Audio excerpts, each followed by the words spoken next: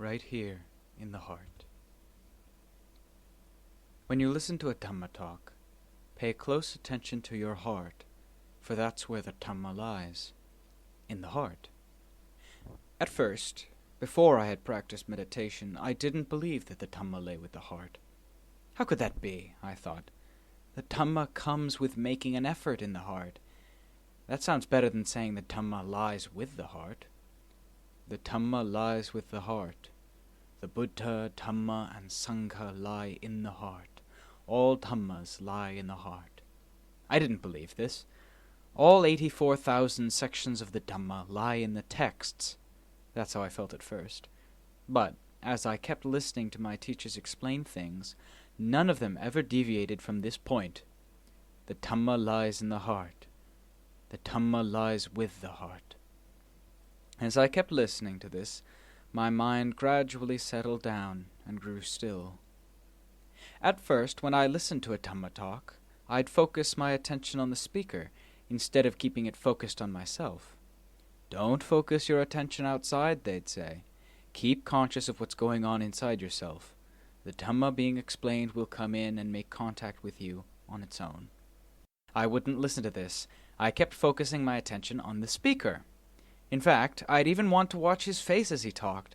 It got to the point where if I didn't watch his face, didn't watch his mouth as he talked, I didn't feel right. That's how I was at the beginning. But as time passed, I came to find that stillness would appear in my heart while I was listening to the Dhamma.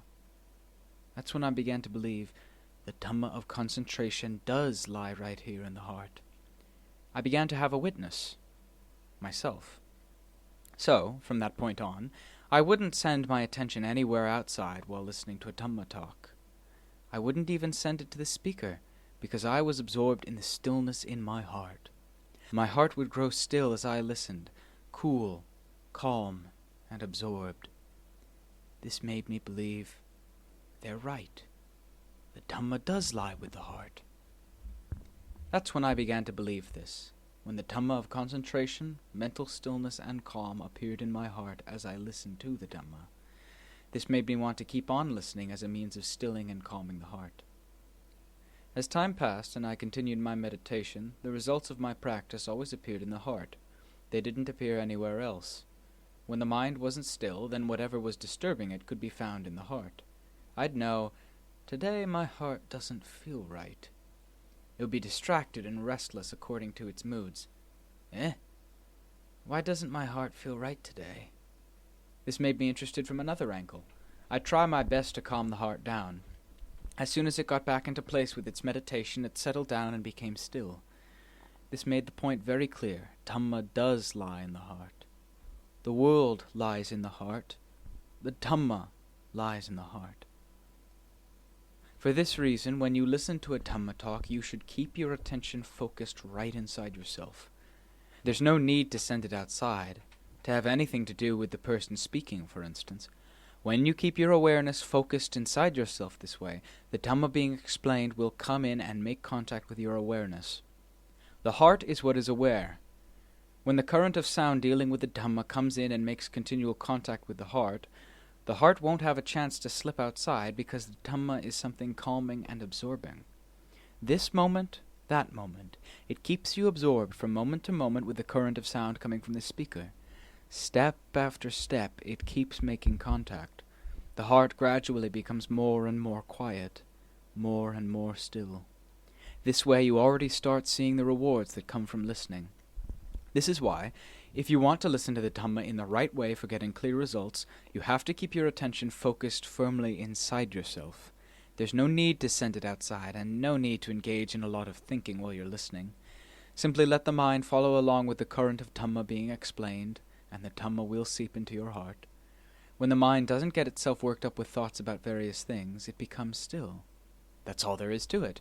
But to grow still, it needs something to counteract its thoughts. It won't settle down on its own simply because you want it to.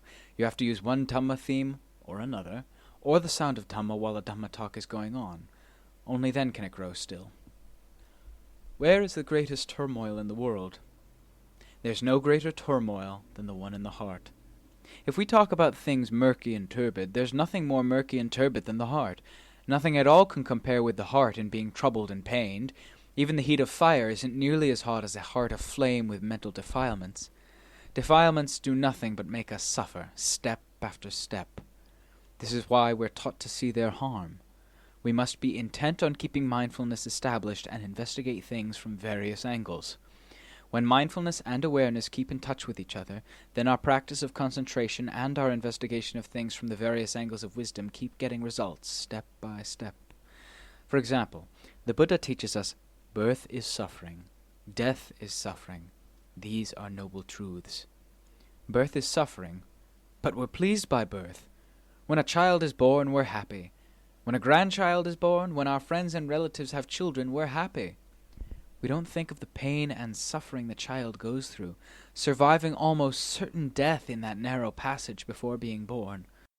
If we don't look at both the beginning point, birth, and the end point, death, so as to see them clearly, both these points will cause us unending joy and sorrow. Actually, the child has to survive almost certain death before it can become a human being. If it doesn't survive, it dies right then, either in the womb or at the moment of birth, because it's pained to the point of death. That's how we human beings die. Once we're born, then no matter what our age, we have to be pained to the point of death before we can die. That's when I began to believe this. Pain is something we've experienced from the moment of birth, but we don't see it as a noble truth.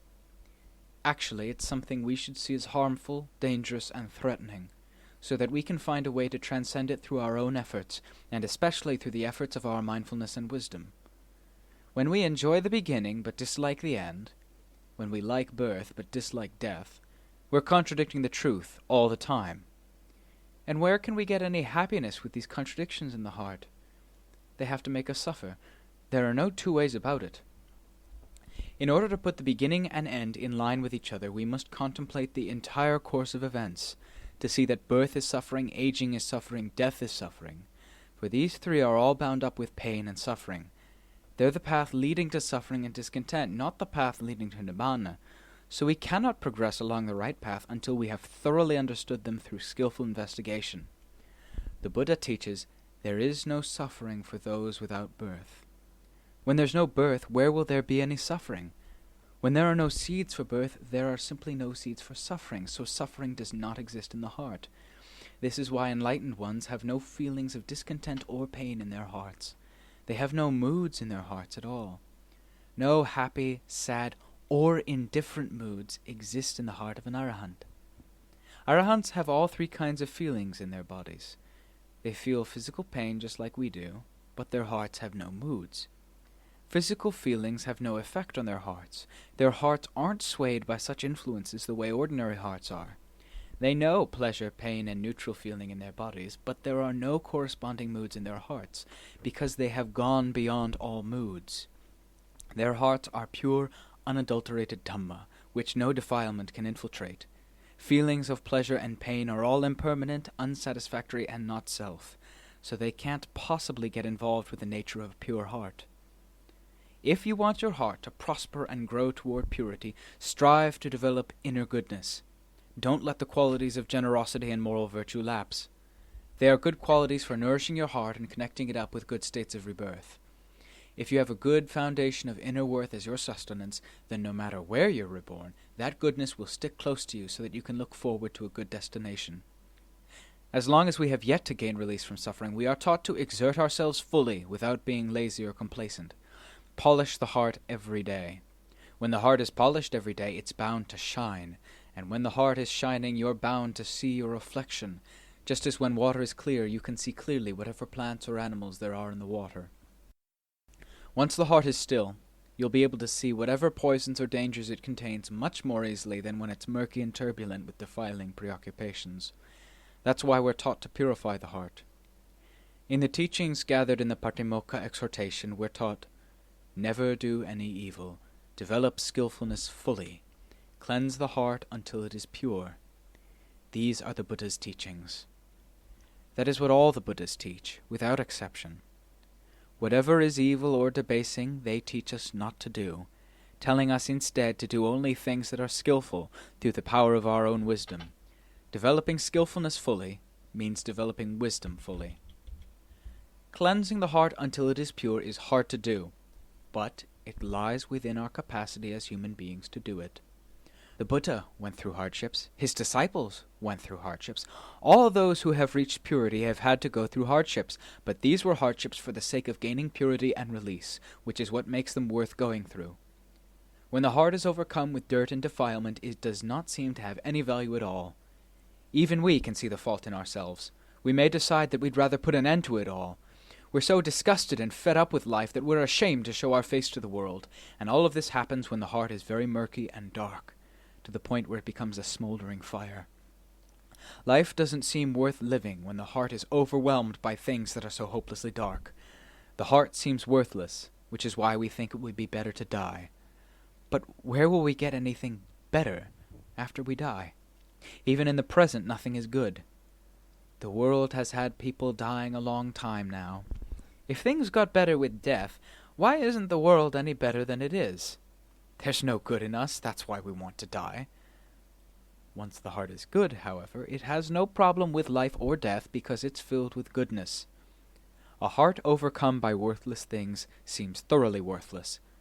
But when we wash these things away, step by step, the heart gradually starts showing some of its inner radiance. It starts growing peaceful and calm.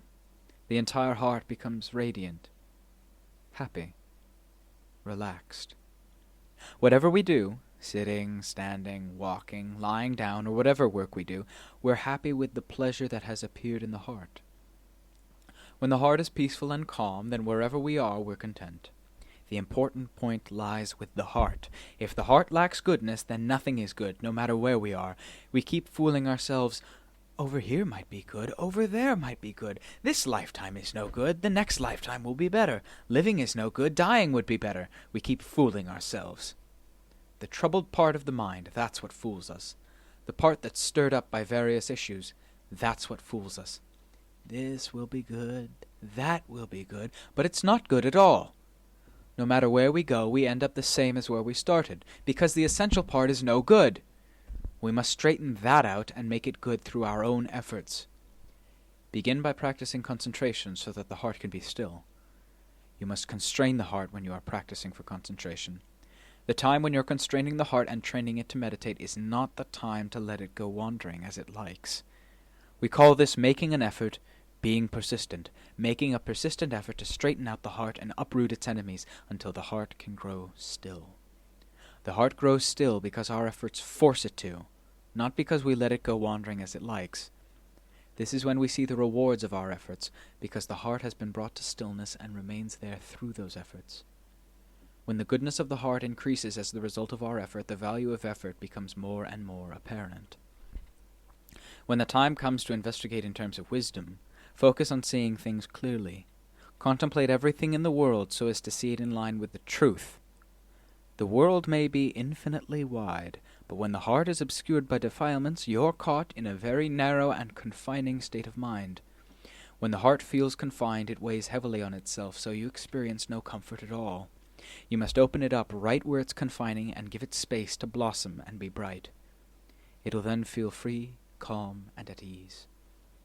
This is the point in meditation where you can investigate pain, because the mind now has the strength to probe into it. It's ready and willing to investigate because pain is a whetstone for sharpening wisdom. Concentration and wisdom are what we use to eliminate mental defilements. Wisdom is what uproots them, but concentration is what first catches them and ties them down. Concentration stills the heart and gathers it into one place so that it doesn't get scattered around to the point where you can't catch hold of it. Once the heart is gathered into one, wisdom opens it up and unravels it to see clearly where its concerns and attachments lie. With sights, sounds, smells, tastes, and tactile sensations, or with form, feeling, memory, thought, and consciousness.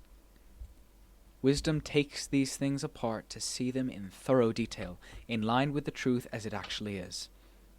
Wisdom contemplates these things and investigates them over and over again. These are the points where it travels. These are its whetstones.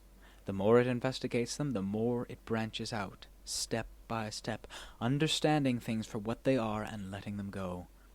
Letting them go means putting down the burdens that weigh on the heart under the sway of attachment. What is the mind thinking about? what good does it get from its thoughts? The moment a thought forms, it ceases. A good thought, it forms and ceases. A bad thought, it forms and ceases. Whatever the thought, it forms and ceases. These are called thought formations. They form, they arise, they cease. Their forming and ceasing happen together. They arise and cease in the same instant. So, how can we attach a sense of self to these things? To this arising, ceasing, arising, ceasing? Investigate pain, which is something we all fear. Everyone fears the word pain. So how can we hold on to it as ours? Are you going to persist in holding to this mass of pain as you? To hold to pain as yourself is to hold on to fire to burn the heart. Know pain simply as pain. What knows the pain isn't the pain. It's the heart. The heart is what knows all about the pain. When pain arises, the heart knows. When pain remains, the heart knows. When the pain ceases, the heart knows. It knows through its wisdom. Wisdom sees clearly and distinctly that pain is pain, and what knows is what knows. The two are separate realities. The function of memory recognizes and gives meaning to things we experience through the senses. When sense objects arise, the mind establishes a meaning for them that then ceases in the same instant. Can this be our self? We recognize the meaning, and then it ceases, arises and ceases like everything else. Can this sort of thing be our self? Can this sort of thing be ours? If it's us, if it's ours, then we're wriggling all the time because of memory and pain.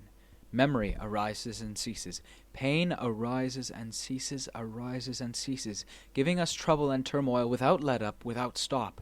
This is why we have to investigate, so as to see those conditions, the factors of body and mind that arise and cease all around us, all around the heart. Consciousness. How long have we been conscious of sights and sounds? Since birth. And what lasting worth have we ever gained from these things?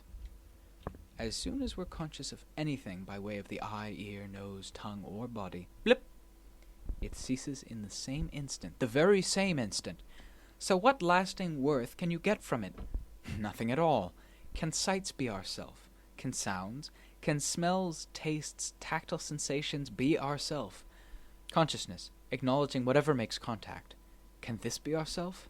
It acknowledges, blip, blip, blip, and immediately ceases. Can this be ourself? There's no way it can be. How can we hold to this arising and immediate ceasing as ourself? How can we put our trust in these things? They merely arise and cease continuously. Are we going to persist in holding to this arising and ceasing as ourself? If so, we're in turmoil all day long because these things are arising and ceasing all the time. No matter whether they are form, feeling, memory, thought, or consciousness, they are constantly arising and ceasing, each and every one of them. So how can we grab onto them as ours, even though we know full well that they arise and cease? This is why we have to use wisdom to investigate them, so as to see clearly what they really are, and then let them go accordingly. What knows does not cease. The true heart, what knows, never ceases. It knows whatever ceases, but that which knows doesn't cease. Form, feeling, memory, thought, and consciousness arise and cease in their own natural way. They're all natural phenomena that are subject to the three characteristics. The three characteristics are impermanence, dissatisfaction, and not self. How can we believe things of this sort really belong to us? If we investigate into their causes and effects using mindfulness and wisdom, there is no way we can hold on to them. We are deluded into becoming attached to them only because our defilements are so thick that the heart doesn't see things clearly. Once we've investigated so as to see these things for what they really are, the heart lets go of its own. When the time to go into battle arrives, at the time of death, take these things as your battlefield. In particular, feelings of pain will stand out more than anything else when things start to break apart. Take pain and the heart as your battlefield. Investigate them so as to see their truth. No matter how great the pain may be, it doesn't go past death. Pain goes only as far as death. The body goes only as far as death, but the heart doesn't cease at death. It goes past death because the heart has never died. It transcends all these things. Pain is pain only as far as death. It doesn't go past it. No matter what feelings arise, they go only as far as their ceasing, and that's all. Whether they're very painful or only a little painful, the heart knows them as they are at all times. When mindfulness is present, the heart knows each stage of painful feeling that appears. That which knows the pain doesn't cease. So, why should we be worried and concerned about pains, which are just conditions that arise? They depend on the heart for their arising, but they aren't the heart. They depend on the body for their arising, but they aren't the body. They're merely feelings. Pain, for instance, is something different, something separate from the body and heart. That's the actual truth. When we don't try to contradict the truth, the heart reaches peace through its investigation of pain, especially in the last stage of life when the body is breaking up. You can see what ceases first and what ceases after, because what knows will keep on knowing. Even when everything else has ceased, what knows still won't cease. All it takes is for you to see causes and effects in this way just once, and your courage in the face of death will spring right into action. When death comes, you'll immediately take the fighting stance of a warrior going into battle. You'll take mindfulness and wisdom as your weapons, as you slash your way through to the truth. And when you've destroyed everything in your path, where will you end up? Right there, with the truth. Use your mindfulness and wisdom to slash down to the truth of everything of every sort. When you reach the truth, everything will be leveled. Everything will be still. Nothing will be left to disturb the heart. If anything is still disturbing the heart, that means you haven't investigated fully down to its truth. Once you've reached the full truth in every way, nothing can disturb or provoke the heart at all. There's nothing but a state of truth permeating throughout. This is called being leveled and made still by the truth, which comes through the power of mindfulness and wisdom, investigating to see things clearly. The Buddha and his Arahant disciples transcended pain and suffering right here, right where pain and suffering exist. They exist in the body, in the mind, and in the heart. When we take things apart, we take them apart right here. When we know right here, right where we are deluded. Wherever we don't yet know, mindfulness and wisdom, our tools for slashing our way into the truth, will make us know.